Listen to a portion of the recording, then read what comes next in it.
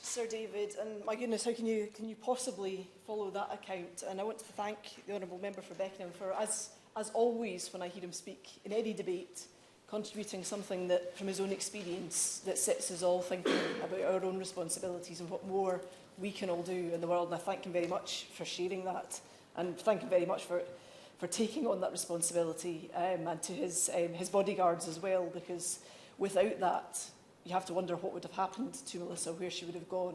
And they, at the very least, gave her somewhere she felt safe. And that is a hugely important thing that she should be doing. And if the MOD was going to get him into trouble for it, they certainly should not have, because he did absolutely the right thing. And we should all give her appreciation. Sir David, Robert Owen said that no infant has the power of deciding at what period of time or in what part of the world he shall come into existence. And this is true, because no child wants to be born in a conflict zone or grow up there.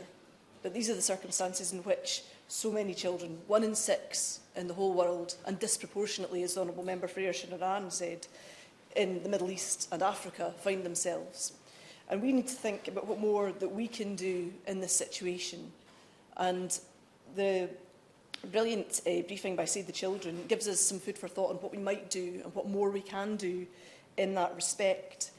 And all members who have spoken today have spoken very strongly and passionately that the first thing that we should try and do is to try and protect education for children, because this is very much the foundation on which all other things will be built for the future, for those children themselves individually, for their communities and for their countries. Because if we do not protect their education, as the Honourable Member for Ayrshire and Arran and the Honourable Member from Derbyshire clearly highlighted, that this will breed further violence, that there will be a cycle of violence that country will not be able to break out of.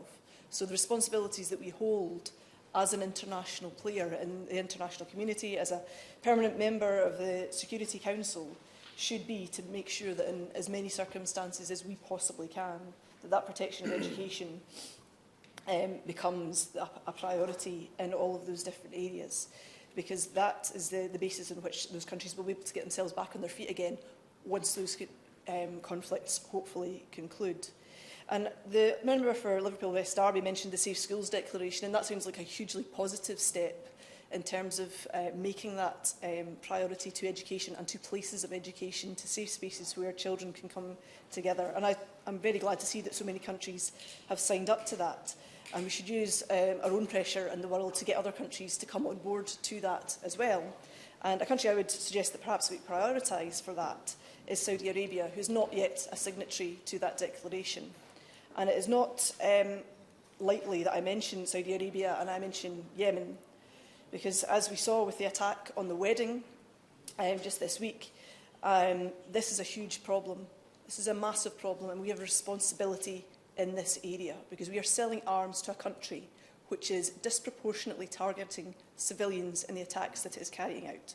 This is entirely evident. The evidence is there to see from the picture that my honourable friend held up, to projects like the Yemen Data Project, which is collecting airstrike data for Yemen. And the results do not bear good reading. 1/3 at least of Saudi airstrikes have hit civilian targets. Last month's data identified that a school had been targeted, that had been hit, and also that parks and residential areas have also been targeted. And this should give us huge cause for concern as a nation. This government is signing off on these arms deals to a country that is not taking its own responsibilities for the safety of civilians in conflict seriously, and we must cease these arms sales before more children are severely damaged and lose their lives forever.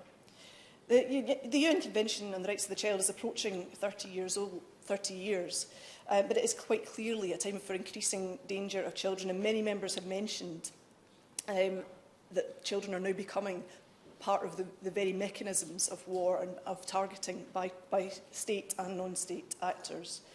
And this is a huge worry to us all. Not only that chemical weapons, as the Honourable Member for Berwickshire, Roxburgh and Shire and Selkirk mentioned, that chemical weapons are coming back to the foreign countries like Syria, but that children who have always tried to be protected in war are now becoming very much part of the target, and we should be extremely worried about that and use our international influence to try and maintain these international norms and standards, because if children are becoming a routine part of conflict and the targeting of weapons, then this damages fundamentally the fabric of international society and conventions, and we must be very afraid of that. The Honourable Member for Dundee West most movingly showed us 4 photographs this morning, all of which stick in our mind and all of which resonate. And I went recently to an exhibition of photographs by Antonio Olmos and Young Learns Syria at Anderson Kelvin Grove Church in my constituency, which showed the journey that Syrian refugees went on from their home countries to get to Europe. And it strikes me that in a case of conflict, families make decisions. They don't make choices, because there really is no choice in this situation. You want to try and keep your children and your family together if you can, and keep your children safe at all means possible.